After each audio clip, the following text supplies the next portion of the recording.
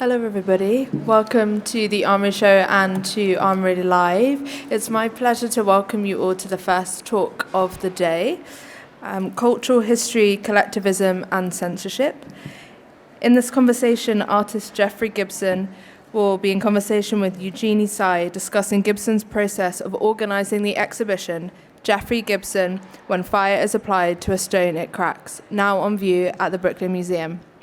This conversation will provide insights into the conceptual framework of the show and highlight issues of cultural history and collectivity, identity and representation, and as well take a look at Gibson's own artistic practice. Jeffrey and Eugenie's full biography is on our website, so I do encourage you to take a look at the Armory Live section for more information. We'll have 5 or 10 minutes for some Q&A at the end, but in the meantime, please join me in welcoming Eugenie and Jeffrey.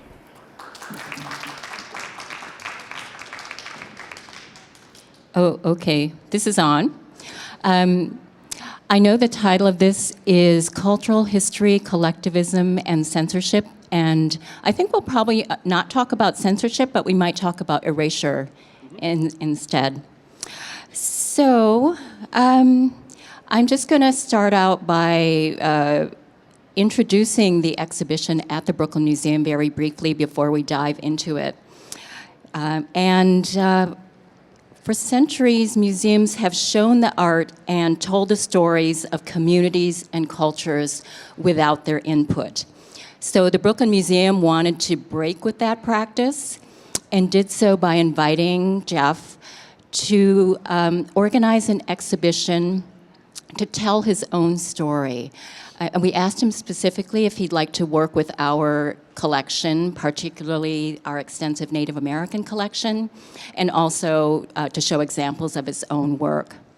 So when he was, we asked you to do this, and the show turned out, I'm going to show you just 3 images initially to show you what it looks like. It is on view through January 10th of 2021, so you have plenty of time to go and see it. But that doesn't mean that you should put it off. After hearing this, you must rush over ASAP to experience this. So the exhibition comprises 3 galleries, and I'm just going to show you the first gallery, the second gallery, and the third gallery to situate you. It is, you can tell even from the images that it is a stunning exhibition, and even more so in person. So this is the entrance gallery. This is one of the side galleries, one of the larger galleries, and the third gallery. Each of the galleries mixes examples of Jeff's work with selections from the Brooklyn Museum's collection, either the objects or the archives and special collections.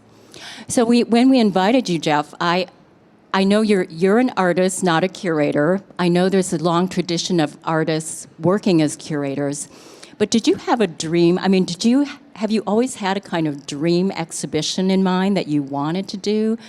What were your thoughts when you got this invitation? I should first say that when I was in my early 20s, I worked at the Field Museum in ethnographic collections.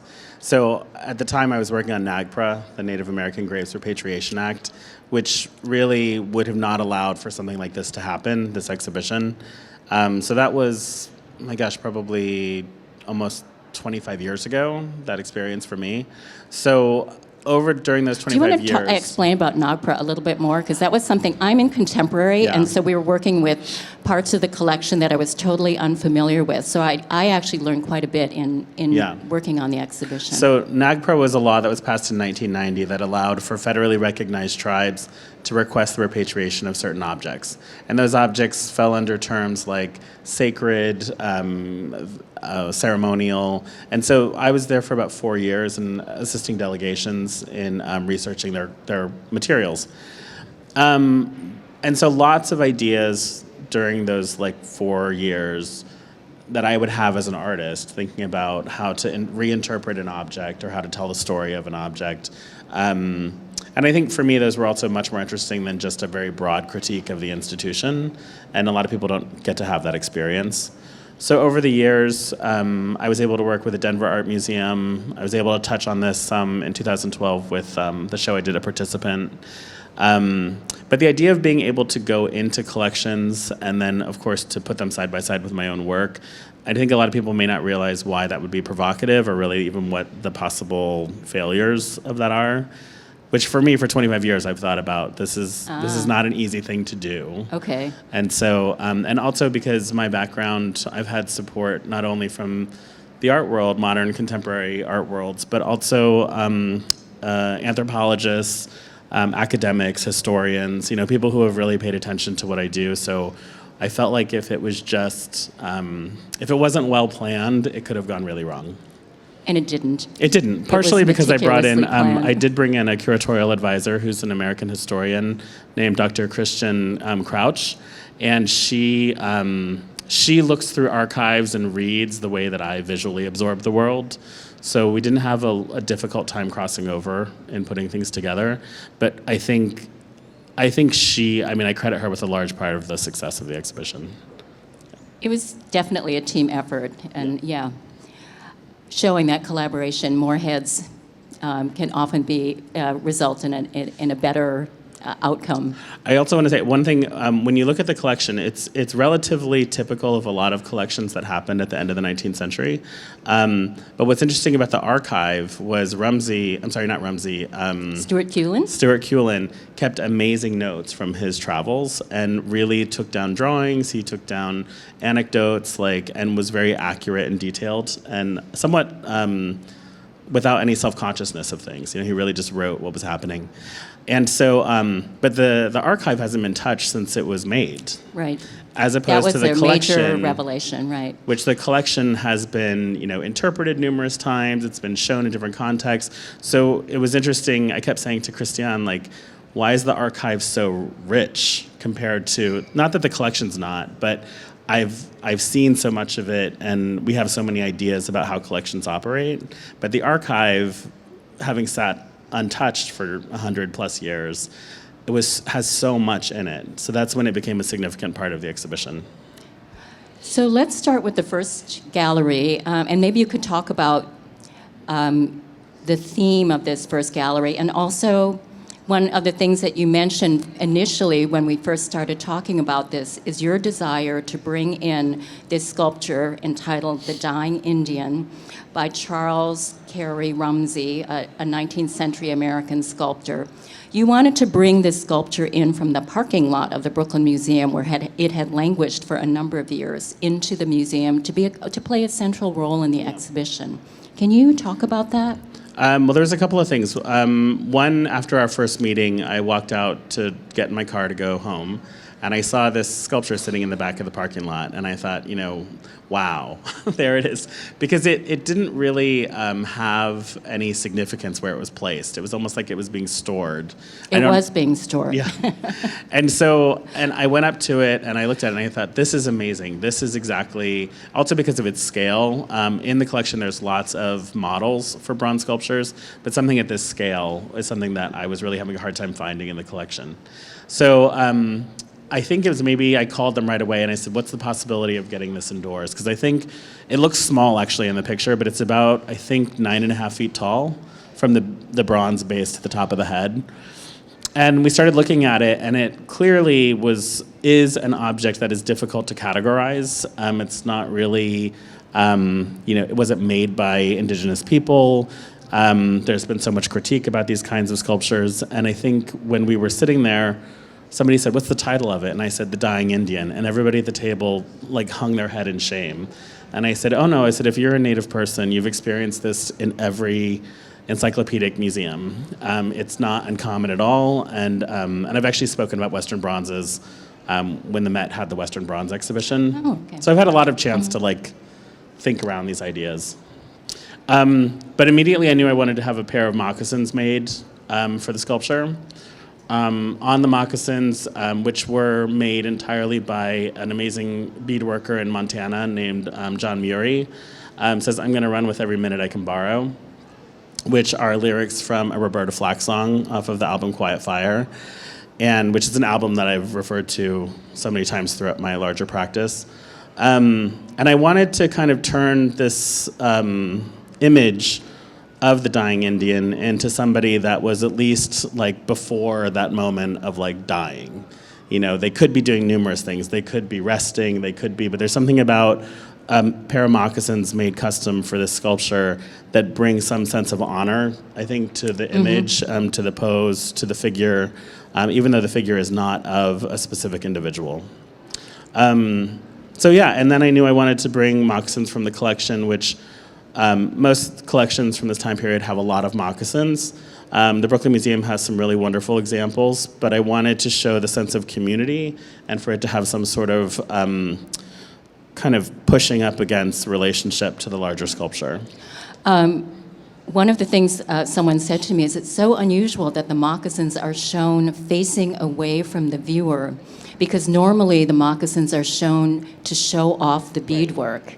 And so then, of course, what you realize is you fill in the absent bodies, and you see all of the bodies surrounding, kind of facing the dying Indian by Rumsey. In addition, to selecting the works from the collection, which was an enterprise, a very collaborative endeavor, because it involved the curators from various parts of the museum putting together. You told us what you were interested in, and the curators would go through TMS, the museum system, compile checklists to send to the studio. We felt a little sorry about the thousands of entries we sent to you. And then you would come back to us and tell us what caught your eye, and then you came and made some site visits to look at the works themselves. But in addition to choosing works, we also asked if you would write texts for the exhibition. So in the exhibition, there is one text, an introduction in the institutional voice. And that's the only time the institutional voice is present, that kind of feigned objectivity that we often, we strive for when we write. So this is really a very personal and kind of first-person exhibition. And I love what you wrote about these moccasins. First of all, about your hatred of the sculpture as a child, and also what you wrote about the moccasins. And you wrote about the moccasins and about running. You had this vision of individuals, unnamed individuals running in these moccasins. And that sense of movement and the sense of time that you suggest, I thought was really extremely poetic. Yeah, I think, I know with the moccasins, there's a couple of things. One, I decided to turn them inward because I've been thinking a lot over the past couple of years about audience, and I think, here we are at the Armory Fair, and so audiences are going to show up as collectors or galleries with specific programs. But for Native artists, that is oftentimes being looked at, so even if you think about whether it's an object inside of a case in a museum, we're looking at that object. That object has no way of really telling its own story to us. Same thing with, so by turning them in, what I wanted to do was to turn this all into one piece, including the wall mural, the text, the frieze model in the back, and then the moccasins. And I also wanted to have a reason for the viewers to have to step back behind the horse and look at the moccasins from inside of the kind of installed sculpture. So a lot of it had to do with getting people to look differently physically and move their body differently.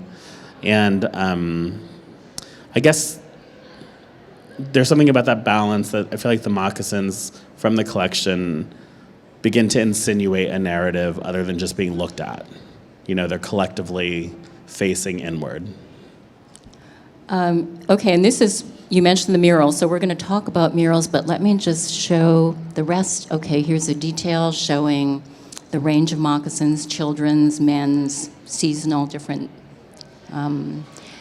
And then the other objects in the room, which are two more American sculptures depicting Native Americans, and that's kind of the theme of the first room that you set up. And you kind of come back with your own beaded work between the two. And so I don't think I have a detail of this, but can you talk a little bit about your selection of text and your love of music, lyrics, poetry? Yeah. I mean, for me, music has always been a part of my life. I grew up moving around quite a bit between United States and Korea, and also Germany, and then went to grad school in London. And so music has been this kind of thing which I've carried with me. I've oftentimes thought about it in terms of like a soundtrack, and probably about 7 or 8 years ago, I started really paying attention to the ones I was listening to over and over and over again, or songs that had been with me since I was in my teens. And I realized how much they reflected what was going on in my life, and I started looking at lyrics more as poetry, and then giving myself like liberty to either go in and change the lyrics, alter them, or use them, as they are. So these lyrics, "I don't belong to you, you don't belong to me," are from George Michael's "Freedom," and that goes back to Wham, honestly. And I remember in 1984, I lived in Korea and I was 13, and there was 1 hour of American music that would get played every night. And when "Wake Me Up Before You Go-Go" came on, it was all everybody talked about the next day. It was like whoever you bumped into, they were like, "Did you see that song last night?" And that wasn't the song that stuck with me the most, but that began this kind of trajectory. And I think I always grew up with people being like, "Can you believe a Native American man who lived in Korea?" Like somehow these kind of intersections of identities were somehow still shocking in 1990. And I think a lot of people who are from different cultures or whatever, there's still this kind of like, almost like a desire to exoticize the combination of things of just living in today, So I like that part about the lyrics as well. But generationally, some people have never heard of them, so to them they're just words, So that's interesting as well. And that reminds me of 60s conceptual art words. Totally. Right. Which is, Sister Karita Kent is like a huge influence. I mean, I think there's people who I count of as like having taught me how to use words, and she is one of them, among other text-based artists of that time. We should probably back up and talk a little bit about your background, which you're just touching on now. You were born in Colorado. You went to art school at the School of the Art Institute of Chicago. And also, you have an MFA from the Royal College in London. You mentioned living in Korea. You've basically lived around the world. And, yes, and that's true. How has that shaped your sensibility? I'm very comfortable in places of transition. I'm very comfortable in places where there's lots of activity. And I think learning how to move back and forth between being a participant and an observer, even within my own community, because and by that I mean in Mississippi, I have never lived there full time. So everyone knows me as my father's son, my grandmother's grandson. So when I go there, it's like I kind of edit myself to kind of like fold into the community there. And I think that skill I've probably had every place that I've lived in. And it's kind of out of respect, but it's also not wanting to be disingenuous about being a foreigner, and wanting to carry your whole self with you, So did I read that the community in Mississippi funded your schooling at the Royal? They did. That was a shock. Which I thought was quite extraordinary. It was never to be expected in any way. We should look at the next. There's so much to look at. I just want to make sure we touch on a number of things. So this is really the gallery, the jaw-dropping gallery where people walk in, and part of it is shows off your multidisciplinary practice. There are garments on the back wall, headgear, sculpture, and you're only seeing part of the gallery. Paintings of various kinds, wall murals, painting on hide, oil paintings. And of course, the most striking thing are the murals. And that was something you talked about early on. First, you said, I'm going to do have a mural on one wall. And then it was, by the time we got further to the end, it was like, we're going to have murals on every wall. And so can you talk about your decision to have murals in such vibrant colors that, are very psychedelic? And Yeah. Well, I mean, with murals, it's funny. I've grown up, again, going and visiting my families in Mississippi and Oklahoma. There was lots of people who built Art Deco buildings in those areas in the 30s and 40s. Lots of like public murals that I never learned about, studying Were murals they in art school. figurative murals? Figurative, but also like with a lot of stylization of atmosphere, so fire, wind, mountains. Semi-abstract landscapes. Stylized, Okay. stylized and in colors that probably made sense at the time. There was a lot of like pinks and pastels and I loved those buildings growing up, but also they were in the post office. I also remember seeing some Indian boarding schools when they were being torn down. The interiors had murals painted by the students who attended the school. So that's where I always wanted to think about murals. When I saw the show when it opened, and that was just a few weeks ago, I realized that I also needed to do something to reclaim this space because it has the molding, it has the key pattern around the bottom and the tile. There's lots of characteristics of this room which I feel like needed to be overwhelmed by somebody, so me. Also, my use of color, I think when people look at it, and you'll see it very clearly in the exhibition, if you look at any of those objects, say from the late 1800s up until the early 1900s, I'm not really making crazy color combinations. Like, these have already existed in all of the materials and objects that I've been paying attention to for 25 years. So those color palettes are totally normal to me when I think about what my subject matter is. And then I just decided that I wanted to, again, I don't want there to be any sort of guilt associated with looking at these objects. And not because it's not valid, but because... What do you mean by guilt? I think for non-native people to look at native objects with everything that we know critically about those histories, it's sort of like, well, what can we do? We can acknowledge the traumatic stories, we can acknowledge like the wrong collecting practices or whatever it is, but ultimately, I have never seen someplace that celebrated the creativity, the innovation, the transformation of materials in a way that shows strength of indigenous people, as opposed to someone coming in and stealing my land, and which those things are totally true. I'm not trying to say that I don't understand those things and their importance, but the strength of people in those conditions to continue being creative and to continue making and make things that not only reflect you but really also support you in what you're going through was what I wanted to kind of come together in all of this. Yeah, I remember you saying when we started out, in terms of identity, I really want to move away from the 90s treatment of identity or 90s approach to identity, which is one of trauma. And I was thinking, what I didn't know what you meant by that at the time, but I think I understand that now in seeing the exhibition completed. And you'll also see it in so Christiane and I, when we were looking, we found lots of photographs, both in the photo collection, but in the archive itself. And what was great about the images in the archive was they were sort of like the B-roll images, where people were not posing in front of a camera statically, being instructed how to stand, but they're literally laughing or smiling or hugging somebody or just moving and walking through space.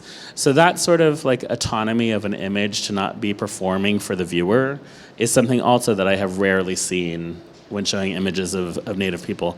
And I think we were just looking for like all of that kind of everything like that exists outside of that posed, articulated, interpreted moment that we've grown up with over the last 100 years. Here's another view of the gallery, and I wanted to focus on the painting on the back wall, which is when fire is applied to a stone, it cracks, which is the title of the exhibition. This is kind of the title work. When we first heard that, it's very cryptic, and initially we were a little concerned that our visitors wouldn't quite understand. And so I'm wondering if you could just speak about your choice of this title and what it means to you. Well, when we started talking about the exhibition initially, I knew vaguely, I think, what I wanted to accomplish. And when I was looking, I do spend time sitting down just looking for words now. It's part of what I do. And I was thinking about statues and stone and bronzes, and Probably also looked up Fraser's End of the Trail, which is very similar to the Rumsey. And, I just kind of go online through these kind of, intuitive scrambles, like I'm sure we all do. And I came across, it was actually a scientific site that was talking about the different heat temperatures that how stone works. And then I came across this phrase, which is an unattributed Irish saying. And when fire is applied to a stone, it cracks. I like that it's almost too many words to be a good title, but there's no way of editing this down. You can't take out any of these words and have it still mean the same thing. So it's kind of at its most compact with the exact concept that I want the exhibition to kind of, hold. And also, so I think when I presented it to the museum, I think I told you all, I said, I know it's too long, but this is the exact sentiment, so if we can all just brainstorm. And I was thrilled when we didn't come up with anything else. It's actually very catchy. Yeah, and it's factual. And it's not just sort of like Jeff likes, which was one of the things I think can oftentimes be a failure with these kinds of projects, is that just sort of a like or dislike when you're dealing with such kind of heavy, broad histories. No, there's definitely a rigor, and Yeah. it's not the rigor of a museum curator. It's the rigor Oh, that's good. of which can sometimes be overly didactic. Yeah. It's a poetic rigor, quite honestly. I've always been the It's poetry very of the reflective. show. It always moves me when I walk in. It's very reflective of how I actually work, and meaning a lot of my editing is about trying to figure out where I have to put more information or where too much information is killing something. So you play with all these different levels. And I will say, I think I work with a team in my studio, and it's also nice to have had the team of the museum. Because, for instance, when Joachim came in, who is the exhibition designer, and could just sort of whip something up in 3 minutes, I remember we all sat there. That was on Rhino. In awe. Yeah. That was amazing. And he's like, we could just do this, or we could just do this, and that was amazing because it's still material for me that I have to see and kind of be able to make some real time decisions about. So you talk about, the materials are really important for you, and many of the materials and techniques you use have a tradition in Native American art, but you kind of you push them in really unexpected ways. And let me just see.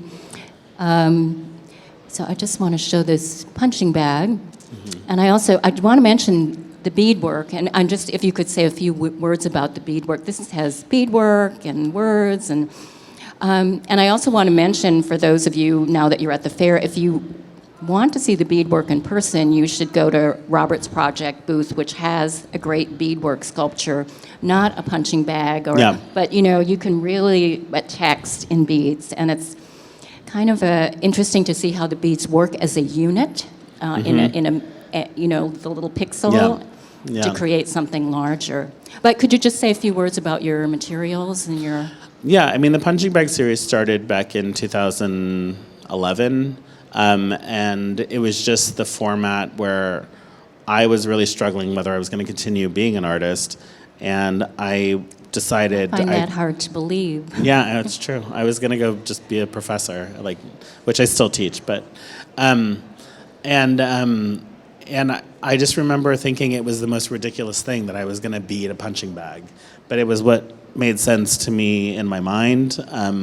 So just going through the act of actually making it. And then when I showed the first one, it was just interesting how much it just really, people connected to it. The things about fighting, punching bags. But then also, I think it was enough of a leap to kind of take people who thought they understood Native American art and also challenge them a little bit further.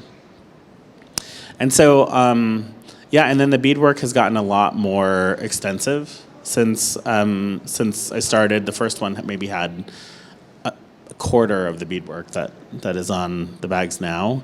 And Yeah, I think it's an amazing format, and it speaks to a relationship as opposed to just an individual. And the responses that I've gotten from people from all different walks of life have been very satisfying in terms of like an artist and an artwork that people really are able to draw some content out of. The text on this one actually says "All I ever wanted, all I ever needed," which is from Depeche Mode. Okay, I'm just going to quickly, I'd like to get to the garments, which are hanging on the back wall. I know these were garments you worked on specifically for This Is a Day, which was organized by Tracy Adler for the Welland Museum at Hamilton College, and then went on to the Blanton. These are just so striking, and I'm wondering if you can, and this one I love, especially a wag, a wit, a witness, because it has two necks. Yes. And these hang as textiles suspended on teepee poles from the ceiling, but they can also be worn by individuals and activated. So can you talk about these a bit? Yeah. Well, I'll say, first of all, I think my love of textiles was, I was trained as a painter and I've always really had a love of textiles. And when I looked at, in particular, handmade indigenous textiles, I always loved the kind of piecing together of materials. So when it came time for Tracy and I were talking about This Is the Day, and she asked me, what are the things that you haven't had a chance to like explore in your work? And then we started talking about fashion, and I had a really clear statement that was like, these are not fashion, these are garments. And it was really clearly guided by having looked at cultural garments in museums. Anything specifically? A lot of war shirts, a lot of like dresses, buckskin dresses, a lot of applique, seminal work, which you see in the Brooklyn exhibition.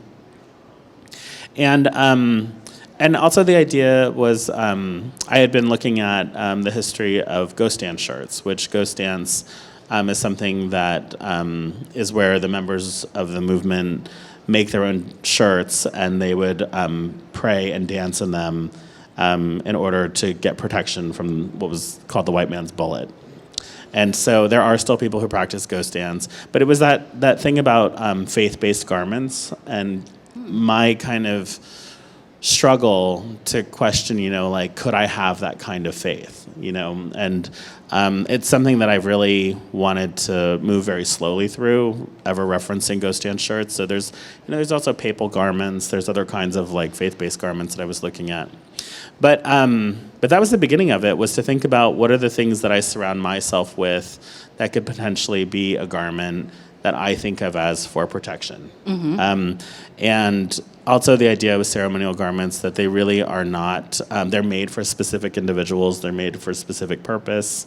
They have to be handed or gifted down, they might only be worn during certain ceremonies, and then that individual can be a radically different person when wearing that garment. So this kind of transformative process. And so those things I've always been interested in, even when I was making only paintings. But this was another step in my practice where I was like, let's go straight to what you're referencing. Rather than trying to abstractly reference a garment, this is my opportunity to actually make, I think we agreed on 10 garments at the time.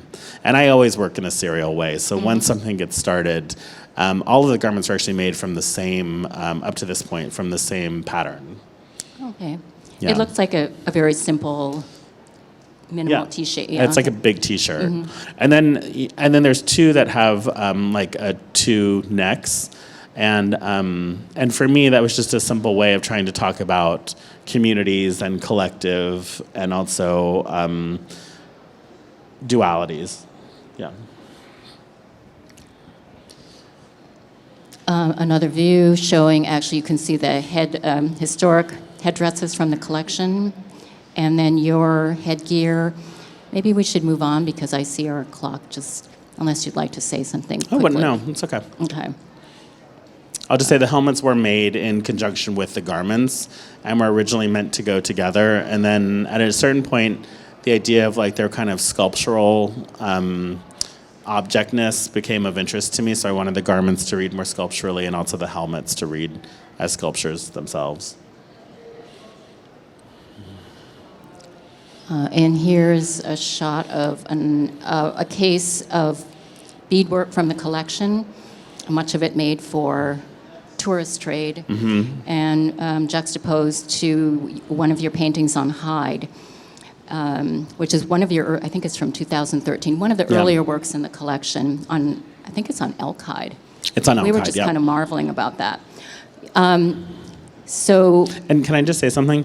I think when I showed that painting in 2013, like, people couldn't understand the visual relationship to a lot of the objects that we're showing from the collection. But you can see really clearly there, if you look at those caps, again, I'm not someone who has made up a lot of things. I've recombined things, I've done a lot of research, but most of what I do has existed, you know? So when I was doing these shapes on the rawhide, a lot of it had to do with my thinking about applique work. oh, okay, that makes, that makes complete Yeah. sense. And then when we were, here's a detail. And we think of this as the hide wall, because it also has a case of parfleche painted hide bags from the collection. And then also the back wall has a couple of your more recent paintings on hide. Actually, I noticed I walked past Kavi Gupta's booth yesterday and saw that you have some There's here. one here, yeah. On rawhide. So one of the things that struck me when we first, again, we're talking about the show, and you were very adamant about, I never knew that people had ideas about what Native American art should be. Oh, yeah. And that it was something in the past. And you kept saying, I really want people to understand how modern, innovative, and global Native American art has always been. And I was like, I don't quite understand that. And I am situating myself on that continuum. So one of the things you do in one text is the mural text, you talk about the objects and how they have taught you. And so I'm wondering also about people, and if there are other people on the continuum with you, that you might mention as kind of that you regard as being engaged in the same endeavor or enterprise? Yeah, I think there are definitely, a large handful of Native American artists who I think I would consider, if not like mentors, or, it's everybody from Sean Quick to C. Smith, Edgar Heap of Birds, James Luna, and then, right now in town, I know Deani Whitehawk is showing here at the fair. Nicholas Gallinen has a show up at Peter Blum. I think Chinoopa Hanska Luger, I think, is opening a show soon. So I think the idea that and the great thing about all those people I just listed is that we're all coming from very different places. Like, it's very different from this kind of collective movement about representation. I think that it's amazing to have people similarly minded, but coming from really different perspectives and very specific cultural perspectives in some cases. And we all know each other. Right. Yeah. So it's not like there's a new Native American contemporary movement. It's more, these are artists whose identities are complex, and their identities as Native Americans is part of it. Yeah, because I think that that's a real challenge. The idea that everything that has been made by our family members and ancestors, was made for us to be able to move forward with and from. It's and even the idea of museum, the idea of like a cultural patrimony of an object to continue a practice. It is true at some point that object will have to have been remade. That's the continuance of tradition. So I think about these objects really as teachers, because it's what I've looked at and studied to learn a stitch, or like how lazy beadwork works, lazy stitch beadwork. It's like, and then talking to John Murray, who made the moccasins, and he knows how to do. He's a champion dancer, but he's also a champion beadworker, and he knows how to do things with beads that it's going to take you 20 years to learn how to do this.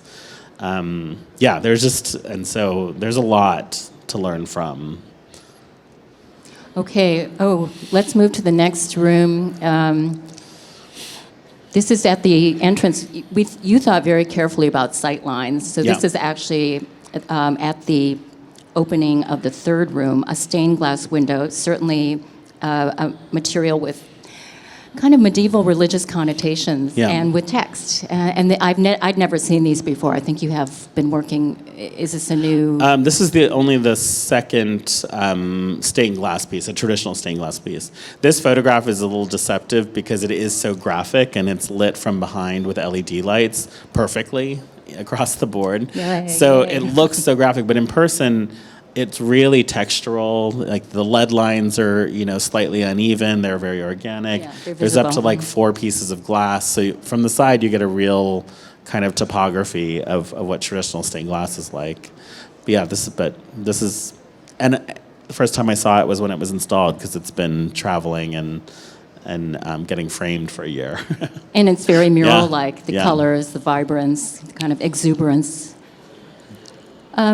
Okay, that's our view backwards, and then this is the photographs that you and Christian selected by Greta Mannheim and Consuela Kanaga. I think photographs that you mentioned earlier showing... Oh, let's see if I can get to... Okay, so this is the view, and again, it has photographs from performances. And also your ceramics, the photo mural, which you and Christian selected, and then selections from special collections from Stuart Kulin's archive, the curator who formed the Native American collection at the Brooklyn Museum. So one of the things I noticed when we first started talking about the show again, there was talk about Kulin's archives, his papers, his journals, and I did think it was going to be more about him and the formation of the collection. And I noticed as we went along that he was decentered. Yeah. And you and Christian started focusing more on the subjects themselves, which I thought was a really interesting decision. But maybe in keeping with what you said about the other room, about... Yeah. Well, this was where that image of that young girl... the laughing girl. Being joyous was kind of a real game changer, because I'm not sure, even though we had this idea, until you find the image that kind of says that, you're just looking. And so this was the image that it was like, look at this image. Like just somebody in joy, just somebody being a child. It's not the kind of solitary, destitute image, which could also have made up a big part of this individual's day and life at the time. But this particular facet of individuals being alive and joyous was something that we were like, I have never seen anything like this, and made us happy. So that became the kind of central part. And then laughter became one of the categories that we used to comb through the archives. Yeah. And then I don't know if I have a better shot of the photos on the wall that are your photographs of Regan and Roxy. Yeah.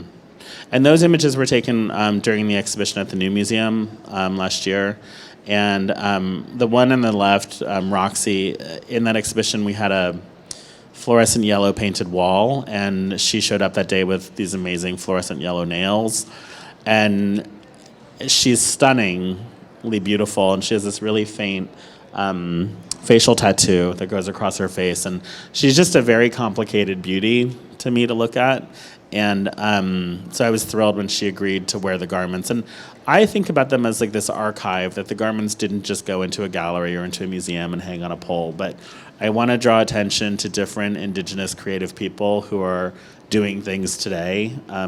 Regan and Roxy are both political activists, but also art supporters and artists themselves. And so that's one spectrum that I feel like when people look back on 2019, 2020, they should know that these individuals were doing things.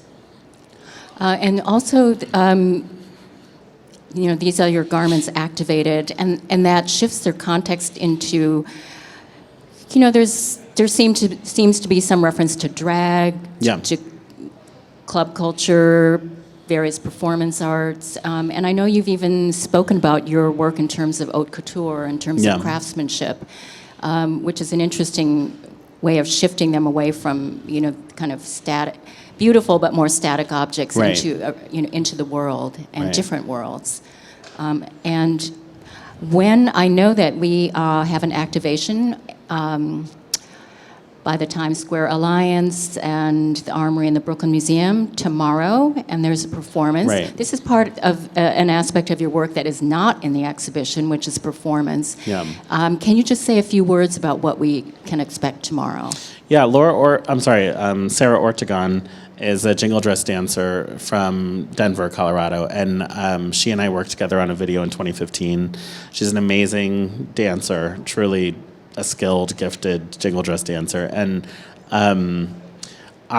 we actually, when I was invited by Times Square Arts to take over Midnight Moment, we tried to use previous footage, and it just wasn't what I needed. So we brought Sarah back in and reshot the footage. 3 different short videos that will take over 60-plus monitors in Times Square every night through the month of March at 11:57 p.m. And tomorrow night, Sarah will be in town, and we're doing a live performance. And also Joan Henry will be there to do some speaking, and myself, and we'll get to see it with the soundtrack of Sisters by A Tribe Called Red, which is what Sarah danced to when we were doing the video. Okay, I have a couple more images, and then I think we're going to open it up for questions. This is just a book from our special collections, Theodore Debris, a 15th century book showing Europeans' images of Native Americans, what Europeans thought Native Americans looked like, and tying back into the first room, which is depictions of natives by non-natives. And then we also have a teepee liner by a Lakota chief, Rain in the Face, I think his Chief name Rain is. in the Face, yeah. And it shows his exploits. So there's that sense of agency of someone telling their story in the way that you are in the exhibition. I think it's from the 19th century, and there are all these battle scenes running across the top. The bottom half is empty because that's the part where like chairs or furniture was placed against. So there might have been people leaning against it. And we end the exhibition on a note of power, a beaded work. Thank you. So, any questions from the audience? This is your opportunity to ask the artist. Hold on, I'll bring your mic. I was able to see several. Oh, excuse me. I was able to see several of your beaded punching bags at your exhibit in Seattle at the Art Museum last year. And my question is, are you still producing those, and are they available for purchase anywhere? I still make I'm going to say probably about 3 or 4 a year. They have gotten more labor intensive, and also I just have moved on into some other works, but I love them. And I work with a couple of galleries, and sometimes they're commissioned usually at this point. But Robert's Projects in Los Angeles, Kavi Gupta in Chicago, and Sycamore Jenkins here in New York.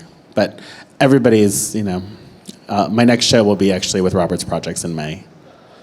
Yeah. Hey, Jeff and Hi. Eugenie. This might be a little bit esoteric, and I'm not sure if either of you know, but... I should mention, Jeff is doing a sculpture for Socrates Sculpture Park Yes, in he is. May. Also in May 16th. May 16th. It'll be great. But as a former Brooklyn Museum employee, I should probably know this as well, but I was wondering, you were talking about Nagpra, and I wondered if any collection objects from the Brooklyn Museum had been repatriated, if you came across that in your research. Yes, they have. But also, I should also say, and this was not initiated by me, the museum has already been doing this. Whenever an object is chosen to be shown, the tribe is contacted, and I think there was actually 1 or 2 objects that we pulled. We had to take a couple things off the checklist because they were not approved. They weren't comfortable with it being shown. Yeah.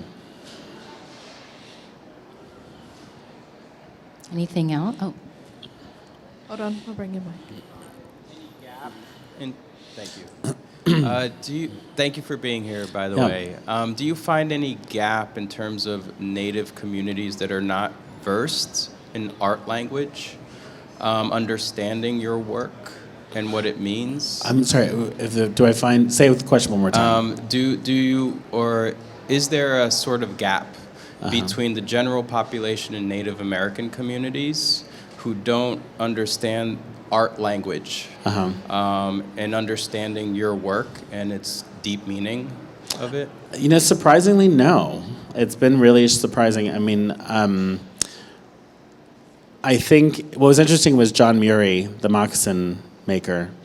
I actually was busy talking to other people, but people from the studio told me that he had so much to say about the exhibition and really saw it as like what Jeffrey is doing is, and then would list from his perspective.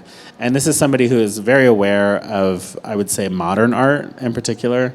But again, his whole community, he teaches on the res at the college there, he teaches beadwork. I mean, I was intimidated by him because he's an incredible beadworker. But I was surprised how much he had to say in a really engaged and active way about what he thought the exhibition was doing and what I'm doing as an artist. And that's not an isolated experience. I never expect it, but I'm always surprised that people who work in extremely traditional ways really grasp what it is I'm doing. But it's really about the scale and the context that maybe they hadn't thought about. And they're like, oh, a publication of that kind does something different, or a museum exhibition in that museum does something different. And so that's been a learning process, but a positive one. John came early the day of the opening to check on his moccasins and make sure. We had a little trouble. We sent him a tracing of the sculpture's feet, and he made the moccasins on the basis of that. And the first time they were too small because, of course, bronze doesn't give in the way that flesh does. So we had to overnight them back to him, and then he fixed them. So he came by to check, and we spent an hour walking around the exhibition. He made some really interesting observations. Was totally blown away by what you had done. You know, so. And I learned a lot from him. We took out his tobacco can and showed me how jingles were originally made, and I was like, okay. And during his time here in the city, he had never come to New York before. So he was here for, I think, maybe 4 or 5 days. But he wanted to see every Picasso, every Monet, had to go to the Met. I think spent a day and a half at the Met.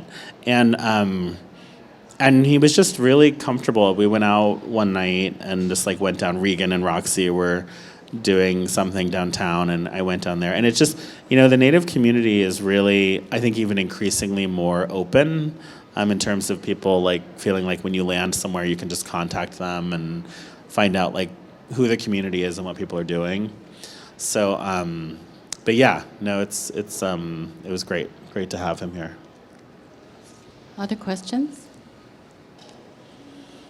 I did want to say something about ask you about audience or audiences and who when you make your work or when you were working on the exhibition, who were you thinking of as your audiences? I don't know if most artists, I always think about my critics. I always think about someone's going to come and tell me I did something horribly disrespectful or I misinterpreted something or, I think the way that I've kind of navigated myself as an artist, my own development has been cautiously.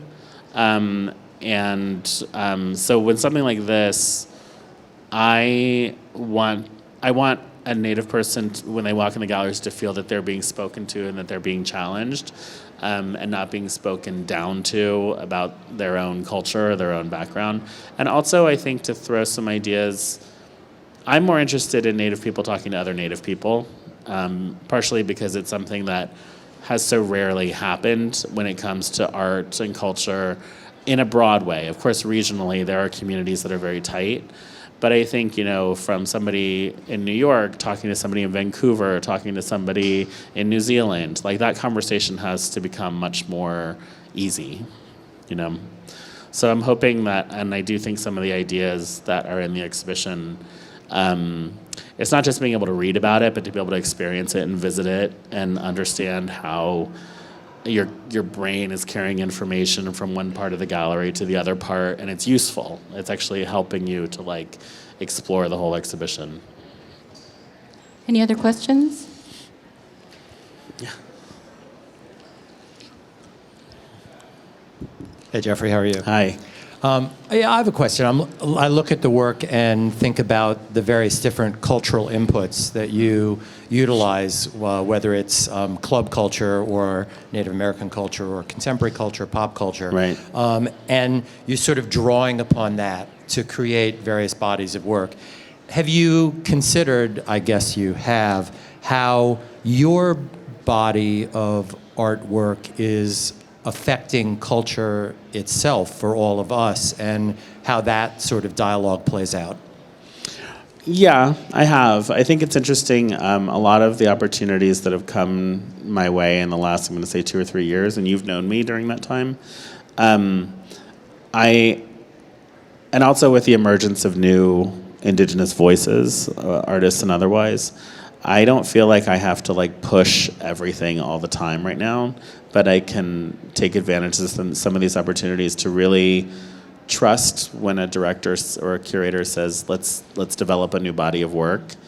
And also the galleries that I work with are very supportive and allow for, I think, increasingly time for me to just think creatively.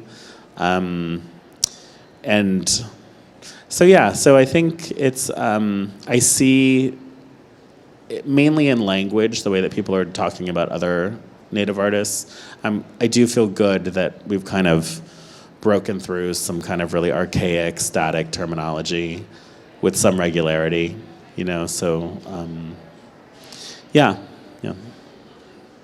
I don't know what's going to happen next, but that's... Okay. Anything else? Thank you very much for joining us this afternoon. Thank you.